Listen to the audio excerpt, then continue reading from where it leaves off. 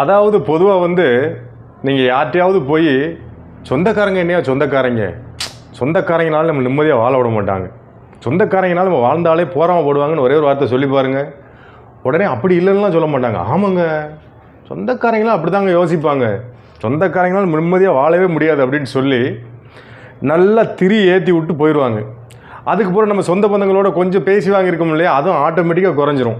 அதுக்கப்புறம் என்ன ஆகும், கொஞ்சம் நஞ்சம் நம்ம சொந்தக்காரங்கள் மூலமாக கிடைக்கிற சந்தோஷமும் பின்னாடி வாசல் கூடி வரட்டா அப்படின்ட்டு போயிடும். அதுக்கப்புறம் என்ன நடக்கும் அப்படின்னா, நம்ம தனிச்சு இருப்போம். அப்போ அப்படி நைஸாக உள்ள யாராவது ஒருத்தர் வரக்கூடாதவங்க வருவாங்க. ஆறுதல் சொல்கிறாங்கிற பேரில் குடும்பத்துக்குள்ளே சந்தில் சிந்து பாடிட்டு பிரச்சனை கிளப்பி விட்டு போயிடுவாங்க. அதாவது ஆறுதலுங்கிற பேரில் நம்ம தனியாக இருக்கும்போது உள்ளே சந்தில் சிந்து பாடி விட்டு போயிடுவாங்க. அதுக்கப்புறம் நம்ம என்ன செய்வோம், ஐயோ சித்தப்பா பெரியப்பா மாமா என் குடும்பத்தில் பிரச்சனை ஆகிட்டு பாப்பா அப்படின்ன உடனே ஒரு செகண்ட் யோசிக்காமல் அதே சொந்த பந்தங்கள் தான் நம்மளுக்காக நிற்கும்.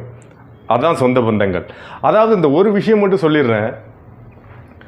காட்டுக்குள்ளே பெரிய பெரிய மிருகங்கள் வேட்டையாடுறதுக்கு முன்னாடி அந்த இறை இருக்குது பார்த்தீங்களா, அதை என்ன செய்யும் அப்படின்னு பார்த்தீங்கன்னா, அது கூட்டத்திலேருந்து தனியாக பிரிக்கும்.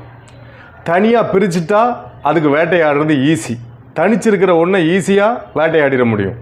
அதாவது நாம் சொந்த பந்தங்களோடு இருக்கும் பொழுது சந்தோஷமாக மட்டும் இல்லை, சொந்த பந்தங்களோடு இருக்கும்போது தான் பாதுகாப்பாக இருப்போம். மீண்டும் சந்திப்போம்.